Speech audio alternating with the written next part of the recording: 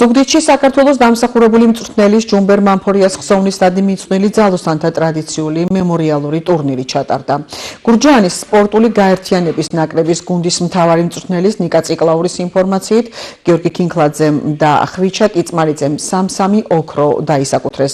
ბატო ციკლაური 3 ვერცხლის მფლობელი გახდა, სოსო ცერცვაძემ და ბანიკო ტაბარუკიშვილმა კი მესამე საპატიო ადგილები დაიკავეს.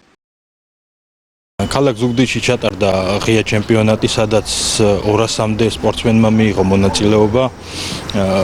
აღსანიშნავია, რომ ჩვენი გუნდის, გურჯაანის გუნდის წარმომადგენლებმა ძალიან კარგად იასპარეზეს. საბოლოო ჯამში 6 ოქროს, 3 ვერცხლის და 6 ბრინჯაოს მედალი ჩამოვიტანეთ. წლის ბოლოს 10-13 დეკემბერს ტარდება ეროვნული ჩემპიონატი ძალოსნობაში, დიდებში, სადაც მონაწილეობას მიიღებს ჩვენი გუნდიდან სავარაუდოდ 4 მოსწავლე.